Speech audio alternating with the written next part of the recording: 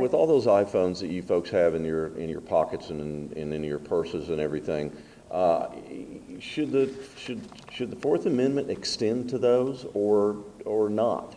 That issue, I believe that the Fourth Amendment should actually extend to those. As Justice Brandeis said in his dissent in Northern v. United States, he said with new discoveries and new inventions, we should reinterpret the Fourth Amendment to actually encompass further intrusions of privacy that the government may be able to do upon the citizens, and that the founders actually intended for us to be secure in our right to pursue happiness, and that would include our liberty. And for liberty is protected in the iPhone, then I believe that it should extend. But don't you take that information off that iPhone and send it, off into cyberspace?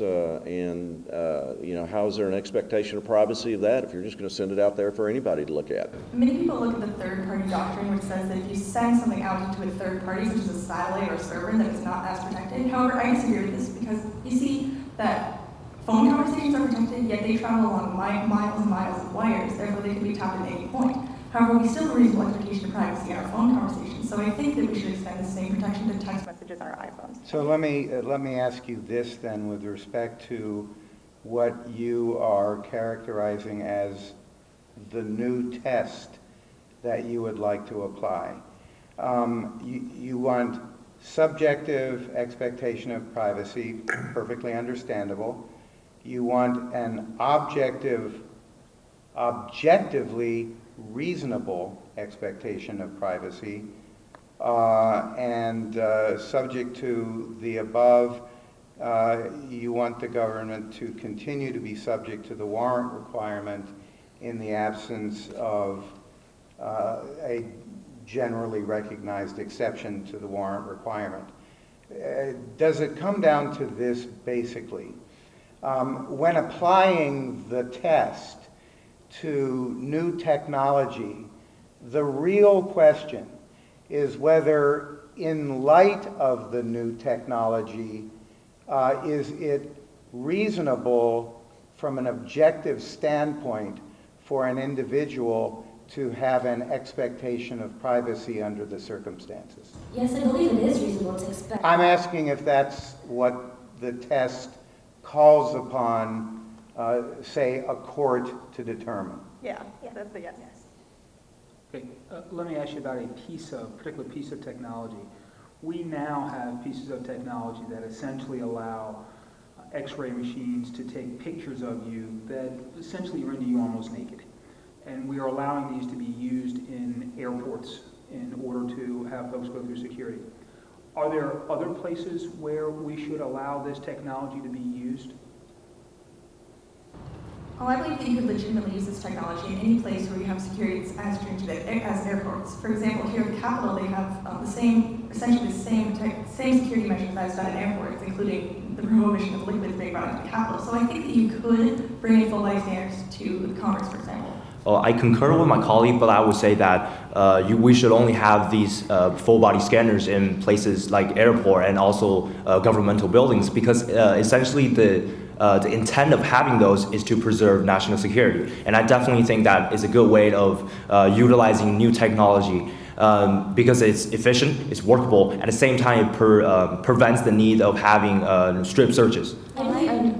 I'd argue that the primary goal of government is to provide people security, and we see that in border crossings and airport, where the courts have said you don't even need probable cause. Only based on reasonable suspicion you can go ahead and search, because you have lives of people involved in those places. Well, I agree with the contention that maybe we should have these full body scanners at airports and in places like governmental buildings.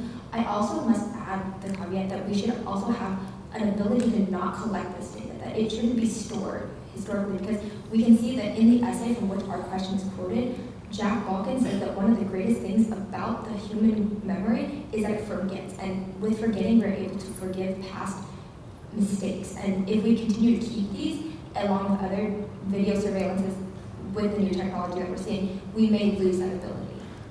Some of the opponents of full body scanner essentially stated that using these kind of technology essentially is taking a new picture of someone. So definitely I think that there should be some certain regulation to the usage of full body scanner. For instance, I personally propose to to have a system installed within full body scanner to delete the memory of the pictures immediately after the scan. Also, at the same time, we should have more punishment, more stringent punishment for people who wrongly utilize such technology. Are you adding a new component now to your new test? I'm guessing that you're, in terms of national security, are you asking? No. Are you injecting into the treatment or into Fourth Amendment analysis going forward a component that involves the purging of collected information after a certain amount of time has elapsed? Absolutely not. I think we'd only be advocating that type of purging information in, for example, full body scanners, where you see that people are putting these scanners every day, and most of these people are not found to have any incriminating evidence about them. Therefore, we shouldn't be keeping these essentially nude pictures of these people because that's a violation of their privacy. And it's not essential to keep the pictures either because they don't show any type of security risk. Why is there a need to even take the picture just to enter a public building? And let me add, not only Congress, but would it be okay to use these scanners for students entering high schools? I think when we think about using these scanners, we have to remember the scanners were designed to be a substitute for pat-down searches, so I don't think we should use them widely because they are very expensive. And pat-down search is essentially the same efficacy that can be used in schools, but it's just less sophisticated. To address the second part of your question, I don't believe that we should be using them for students entering high schools because, as you can see, there's an aspect of national security risk with high schools as we have with government buildings that already do impose similar security systems to airports. With high schools, we don't have these security systems, and thus I believe we should implement full body scanners.